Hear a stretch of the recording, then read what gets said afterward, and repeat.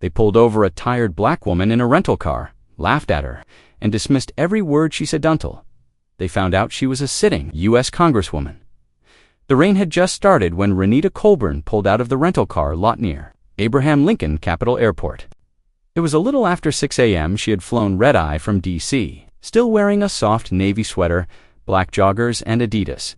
Just her reading glasses and a canvas tote with briefing folder stossed on the passenger seat.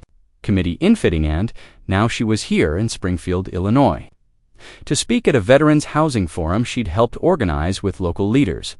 Her assistant had offered to send a car, but Renita liked driving herself when she could.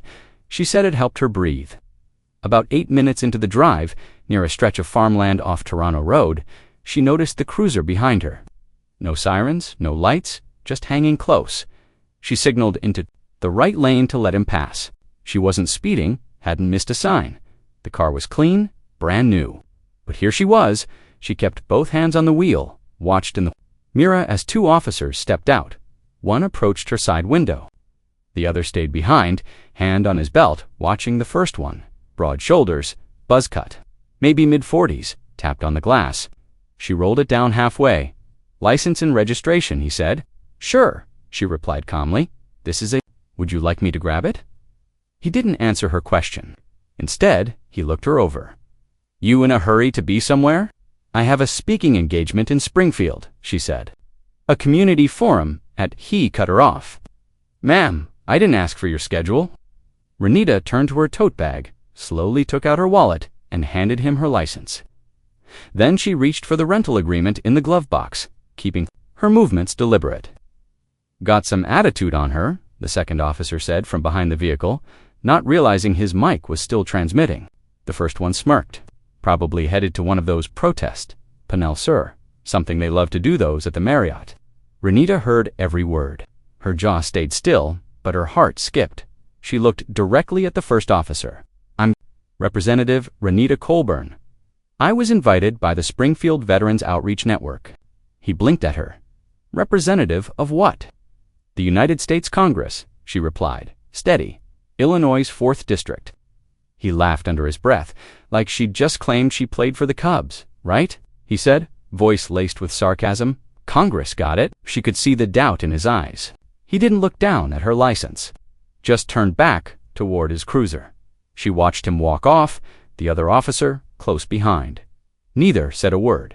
In the silence of the car, her fingers stayed wrapped around the steering wheel. "This wasn't..." She heard one of them chuckle again. Something about fancy DC talk. Then the doors of the cruiser shut, and the quiet took over. Renita took one slow breath and glanced at the clock. 6 a.m. She was supposed to be on stage. At 7:30. If they ran her license now, this would be over in 10 minutes. But she knew better. Back in the cruiser, Deputy Brent Orville leaned forward with Renita's license still in his hand. "Name sounds made up," Jason snorted. "What kind of first name is that anyway? Sounds like one of those folks always trying to make a point." They both laughed, but it was an empty sound, forced. Brent was already feeling a strange itch behind his ribs. Something about the way she had spoken calm, direct, not scared. Like she'd dealt with this before and knew how it was going to go. He stared at her license photo again. It looked just... "You want to run this?" he asked Jason. Jason shrugged. "Might as well. If she's lying, she's got guts." Outside, Renita hadn't moved. She sat still. Her phone buzzed inside her tote bag, but she didn't reach for it. She wasn't about to give them an excuse. 3 minutes. Didn't know what he was planning to say. He didn't even know why he was walking. Something about her silence got under his skin. He said, "I'm a member of the U.S. House of Representatives." He smirked again.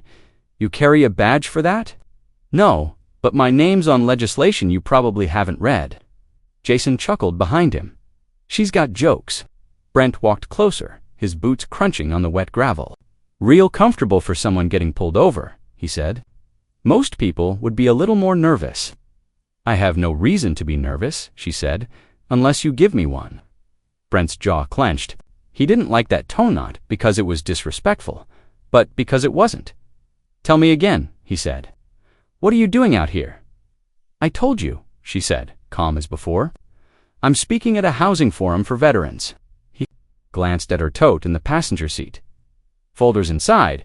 He couldn't read the labels, but he noticed the seal U.S. House of Representatives. Embossed official. Jason radioed back from the cruiser. Dispatch is running her now. Brent walked back, more slowly this time. Renita watched him. She didn't blink. Her breathing stayed even, but inside, her mind was running not about herself anymore, but about every kid from Garfield Ridge who got pulled over for matching a description. Every single mother in Belleville who sat in a car with her child in the back seat while 2 officers circled her like she'd stolen her own life. She wasn't an exception. She was just the one with the camera pointed at her this time. Behind her, Jason's voice came through the radio again.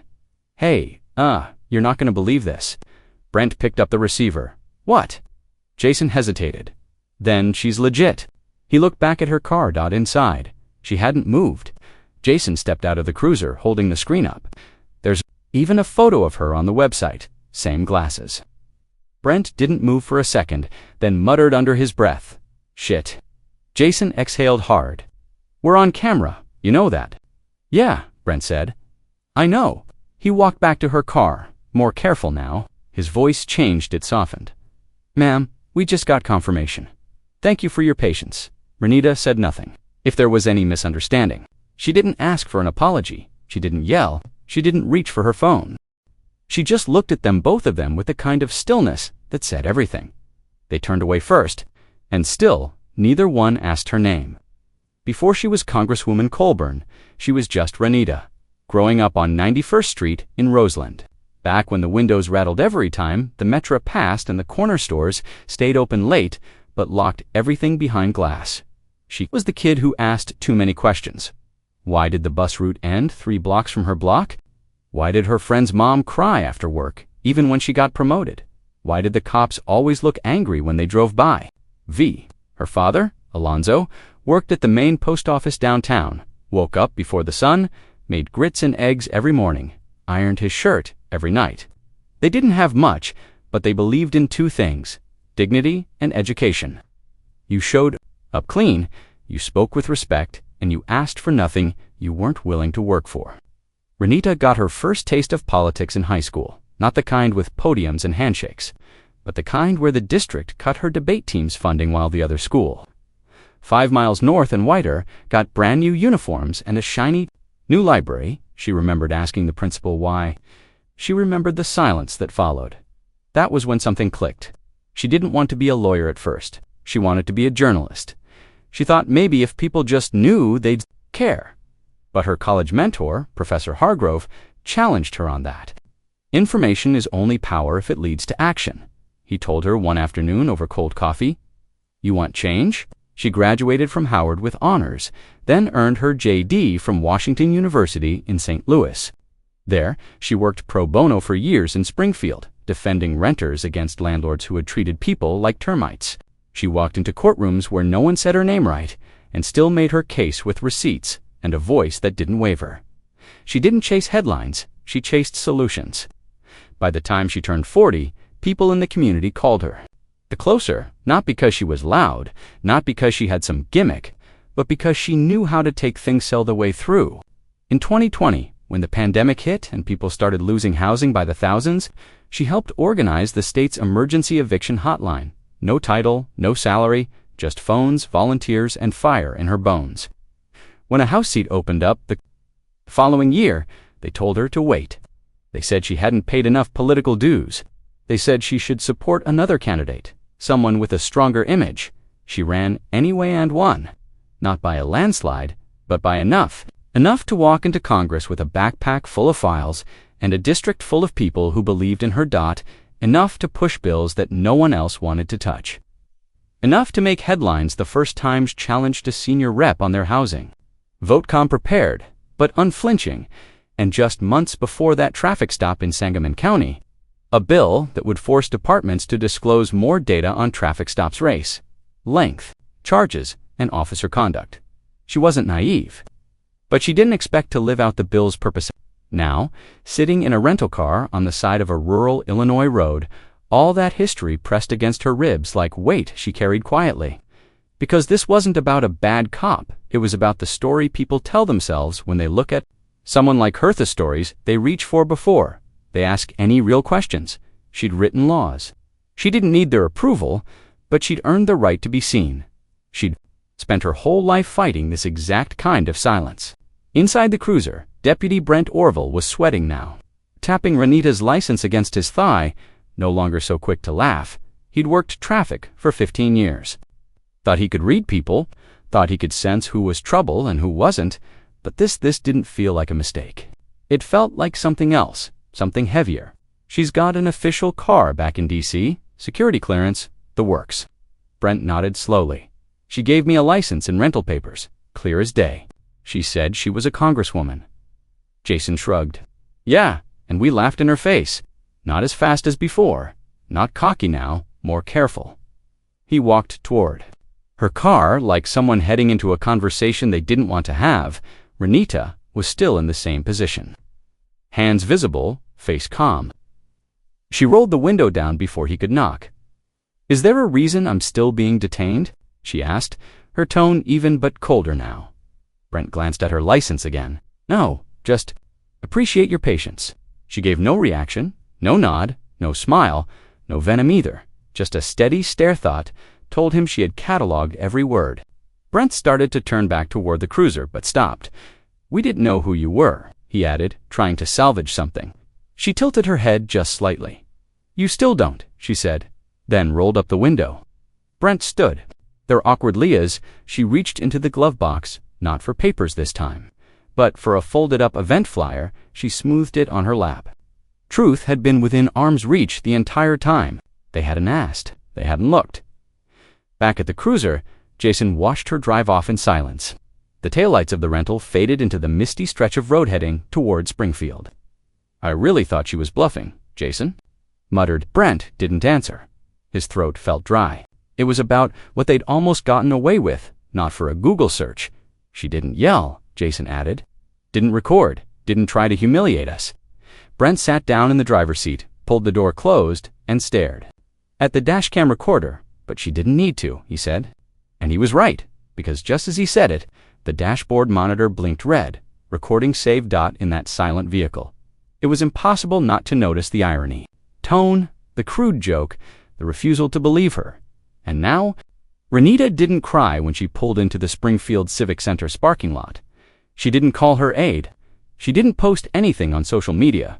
She just parked, turned off the ignition, and sat still for 21 minutes. She'd been treated like a problem, a lie, a profile that didn't match the badge in their heads. Now she was expected to walk into a hall full of veterans, nonprofit leaders, city officials, and talk about safe housing as if nothing had happened. She reached for her compact from the tote bag, dabbed at her face with a tissue. Her reflection stared back, calm, even unshaken, at least on the outside. Inside, she felt the weight of the pause, the space between knowing who you are and knowing that someone else refuses to see it. She checked her watch, 7:12 a.m.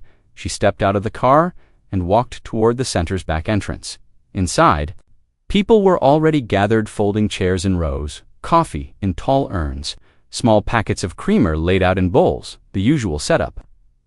A man with a clipboard noticed her and rushed over. Your flight?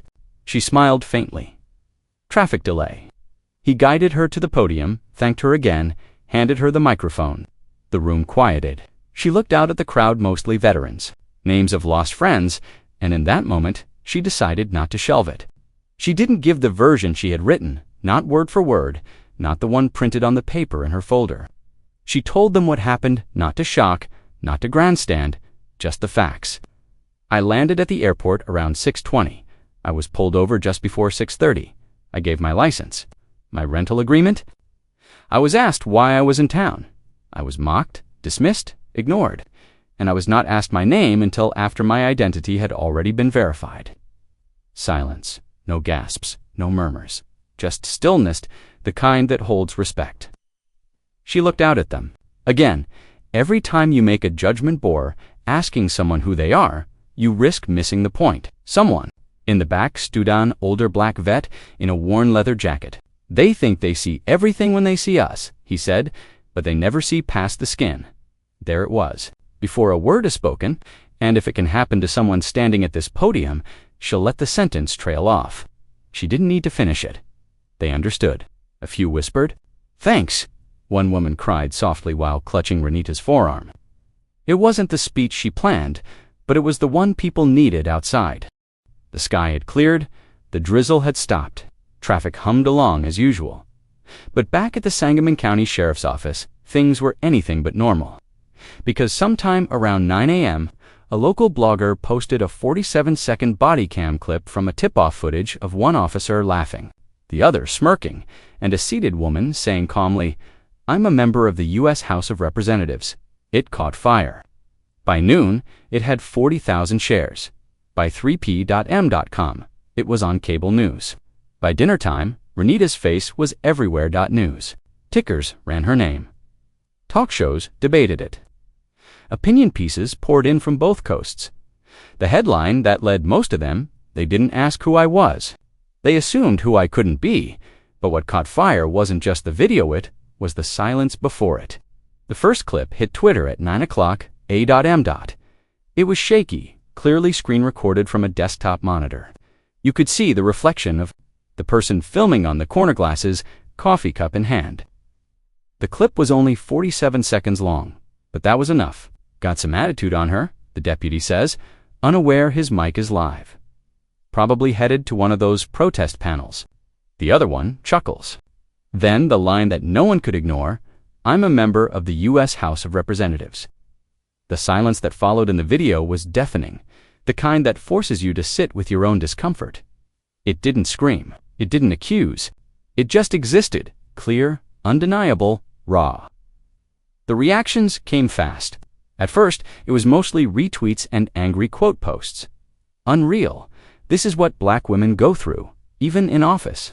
No apology in the world makes this right." Then came the calls from journalist Springfield outlets first, then St. Louis, then national reporters. Renita ignored them all that morning.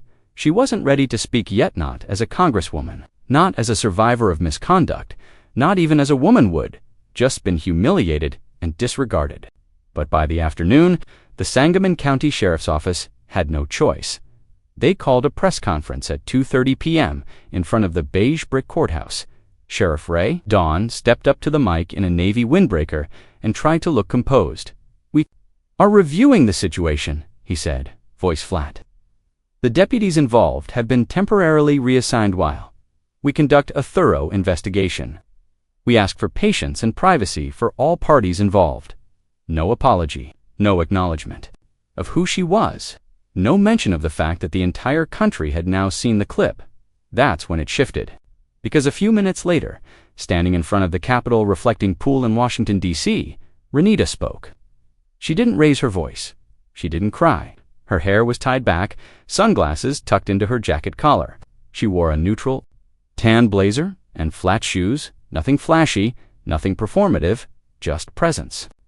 "I wasn't going to say anything," she began, "because I've learned over time that some people only hear what they're ready to hear, but silence in this case would be complicity." Cameras clicked. Reporters leaned forward. They didn't ask who I was. They assumed who I couldn't be. There it was, again the line. It struck people because it didn't sound rehearsed. It wasn't crafted by a team of consultants buried in a thread of legalese. It sounded like someone who'd swallowed disrespect on too many times and decided not to digest it this time. CABLE anchors replayed the quote within minutes. Activists made graphics. Teachers brought it up in classrooms the next day. People talked about it in grocery store lines, in Ubers, at dinner tables. Even people who didn't know her name the day before were now quoting her. "She didn't scream," a woman in Minnesota tweeted. "She didn't make a scene. She just let the truth sit there and speak for itself." The footage forced people to confront something they couldn't unsee. Not because it was the worst example of police misconduct, but because it was every day. Because it showed how power can look straight at credentials and still choose to be blind. The sheriff's office started receiving hundreds of calls. Within 24 hours, a group of Springfield residents showed up with printed-out screenshots of Renita behind a banner that read "Respect has no uniform." That Friday, the local high school's civics class submitted a letter to the city council demanding a review of law enforcement training procedures. Renita didn't ask for any of that. She hadn't wanted to become a symbol. But people had seen her truly, seen her for what she was. Not a nameplate on a desk, not a segment on a morning show, but a woman who handled insult with discipline and bigotry with composure. And it was that calm that cut through the noise. But what the world was waking up to now was that this wasn't about a moment, it was about pattern. By Saturday morning, the Sangamon County Sheriff's Office had shut off comments on all of its social media pages. It didn't help. Emails kept pouring in. Letters, to some handwritten. One from a Korean War veteran in Kansas simply said, "You made me embarrassed to wear a uniform today." 2 deputies Brent Orville and Jason Kroll were placed on administrative leave. Unpaid. The official statement said pending review, but the public read between the lines. They always do. Protesters gathered outside the courthouse by noon, holding signs that didn't scream but say just enough. Dignity is not a threat. Assumption is not protocol. Do better. Inside her modest Springfield hotel room, Renita watched coverage without speaking. The volume was off. She didn't need to hear what they were saying. She could read the captions and the expressions on their faces.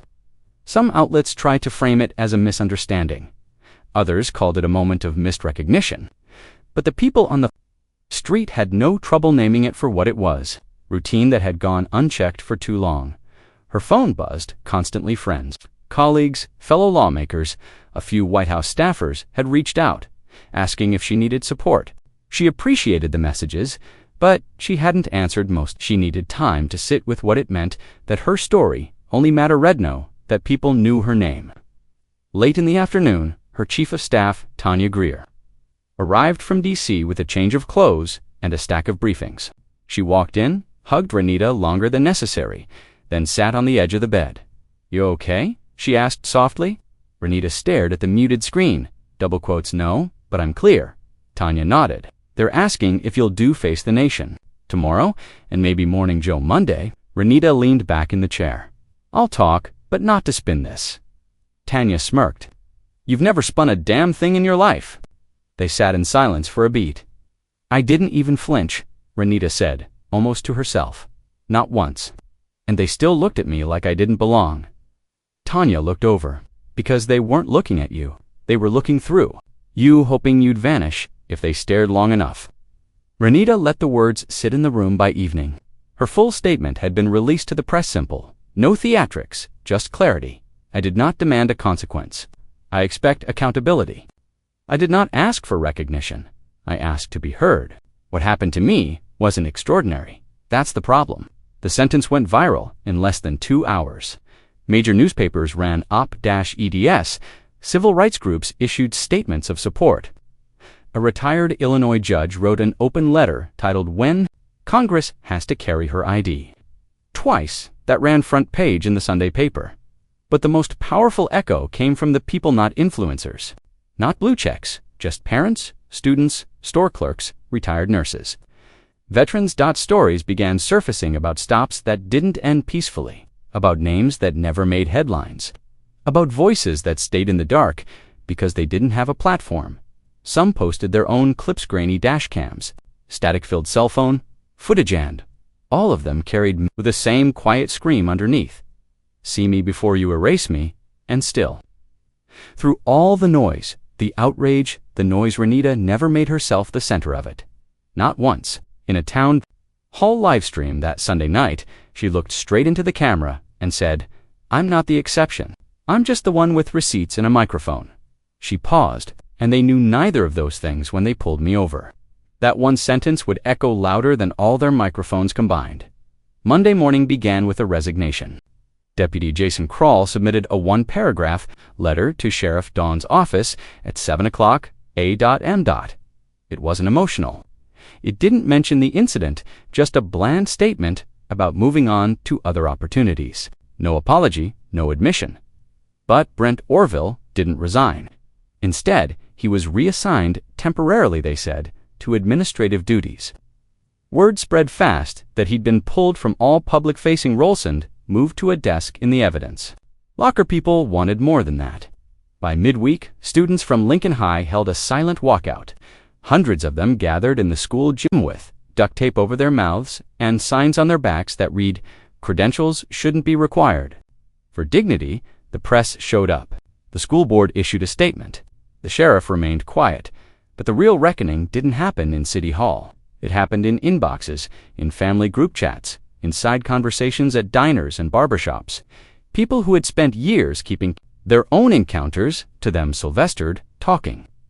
A local news anchor named Reed Garvey shared a story on air about how his uncle, a retired Army medic, once spent 3 hours in cuffs on the side of a road in 1996 because the officer didn't think the truck matched the driver. The comment section flooded. My father, too. My sister, my son. And on it went. Meanwhile, journalists started digging. Old complaints, surfaced not 1 or 2, but 6 official grievances filed against Orville in the last 9 years. All buried in internal paperwork, all marked resolved internally, to involve traffic stops. One alleged verbal harassment, the most damning. A 2018 complaint from a black postal worker who said Orville accused him of tampering with federal property. He was seen unlocking mailboxes too confidently. The worker was in uniform on his route. That complaint, too, had been closed with no disciplinary action. Now, faced with the sudden spotlight, the sheriff's office said they were reviewing past disciplinary decisions, reviewing, not reopening, not investigating. Renita didn't hold a press conference about that. She didn't blast them online. She didn't need to. Others did it for her. A group of law professors from Southern Illinois University compiled the records and released a public timeline. Pattern ignored. It mapped Orville's past complaints against departmental procedures and highlighted where the chain of oversight broke down. It went viral. One line stood out. It took a congresswoman for someone to finally listen. What happens when it's just your neighbor? And that was the question hanging in the air. Now, what happens when no one rolls the footage? What happens? When you don't have a platform or a podium, the truth was, this wasn't about one man with a badge. It was about how quickly systems close rank swan accountability knocks. It was about the shrug that too often follows misconduct until cameras and public pressure make the shrug impossible. And yet, through the mess, something else began taking shape. Cities nearby began reviewing their own procedures. The mayor of Peoria announced a new policy requiring officers to state the reason for a stop immediately and record it, no exceptions. St. Louis County launched an anonymous reporting line. Even small towns were asking bigger questions. None of that made national headlines, but Renita noticed. She saw every little ripple, and when asked by a local journalist what she thought about the changes, she said this: I'm not here to ruin careers, I'm here to fix conditions. And that stuck with people because it wasn't revenge she wanted, it was recognition. Not of status, but of humanity, the kind that shouldn't require credentials to earn. This wasn't an isolated moment, it was a mirror. 1 week after the footage broke, Renita stood before the House Judiciary Subcommittee on Civil Rights and Civil Liberties, not as a witness, not as a headline, but as a legislator bring her experience into the chamber where laws are born. Her notes were in a manila folder, though she barely glanced at them.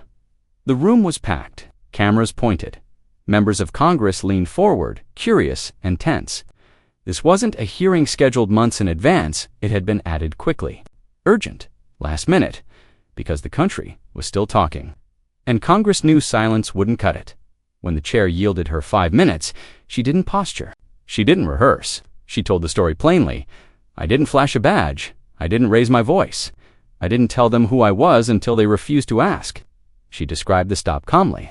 Happened. Just what they said, just how long she sat there, knowing full well that nothing about her credentials would matter if they didn't feel like checking. I introduced a bill this year, the Community Stop Transparency Act. It was built on data, not anecdotes, but now I have both. She looked each member in the eye, no fury, no victimhood, just conviction. We cannot legislate dignity, but we can legislate process. We can't force belief, but we can require checks. Her voice didn't rise. It didn't have to.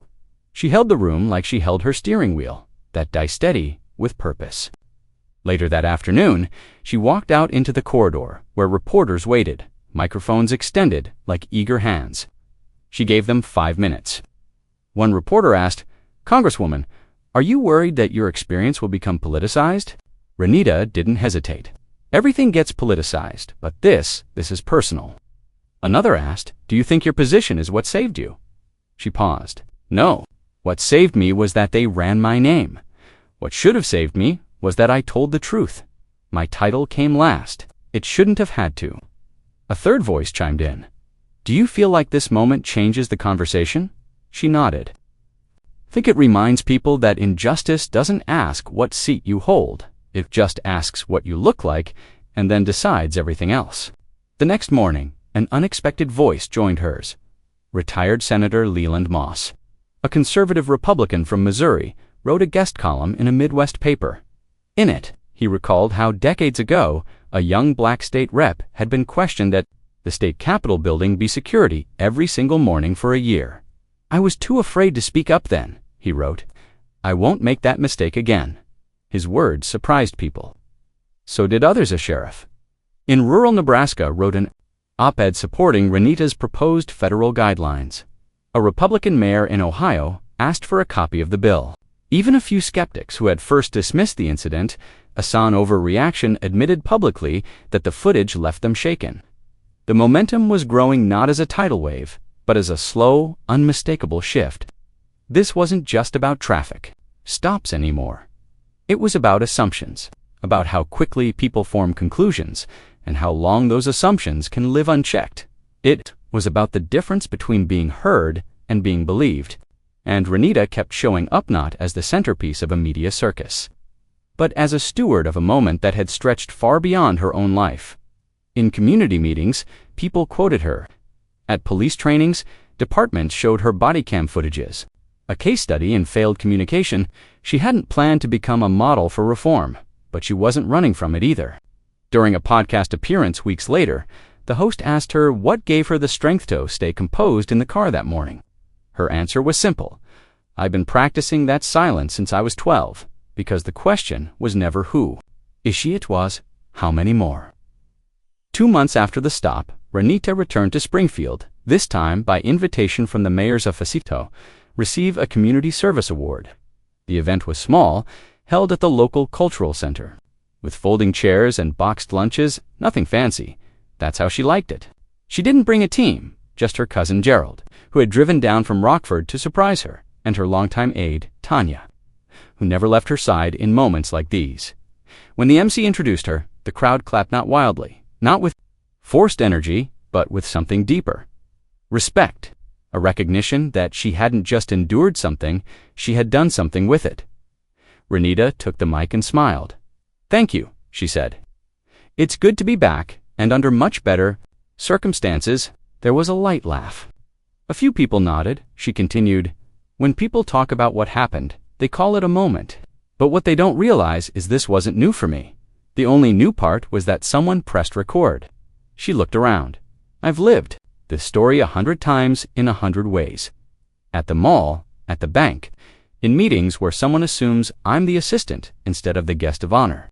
And each time, the same silent question fills the room. Who do you think you are? She paused.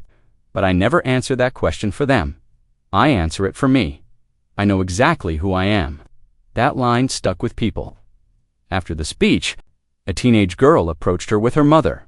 She introduced herself as Nyla, a junior at a local high school.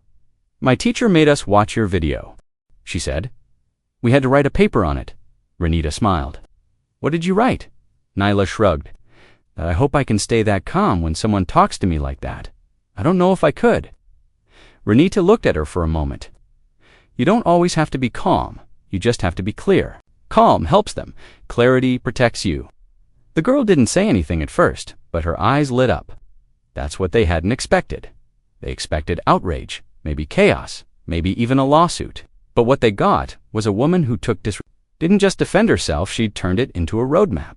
She didn't build her response for cameras. She built it for the next person in line. The woman getting pulled over with a toddler in the back seat. The college kid walking into an internship interview where no one thinks she's the candidate. The black vet in his Sunday best being asked what store he works at. She built it for them. Renita didn't walk away from the incident with bitterness. She walked away with more fuel. 2 weeks after the award ceremony, her bill advanced out of committee. The Community Stop Transparency Act was moving forward slowly, but surely. A provision was added requiring every department receiving federal Funding to provide bodycam access within 7 days of a request. Another provision, a national database for repeat complaints against officers, no matter how minor. And maybe it wouldn't pass this session, maybe not the next, but it was real, now written, filed. Moving dot, it existed in the light. And for Renita, that was the goal all along, not to punish, but to prevent. Not to shame, but to shift the way power moved in small, unnoticed moments. She never once said she was above mistakes, but this wasn't about mistakes. It was about choices, theirs and hers. And she chose over and over not to shrink, not for convenience, not for safety, not even for peace. She chose to take the narrative handed to her and return it rewritten, redefined, and full of mirrors. So when people ask what the moral of her story is, she doesn't recite a quote or hand them a slogan. She just says, ask before you assume, listen before you speak, and see before you judge. Then she adds, because silence never saved anyone, but truth just might. If you believe stories like this shouldn't be ordinary, hit subscribe, because silence isn't an option anymore.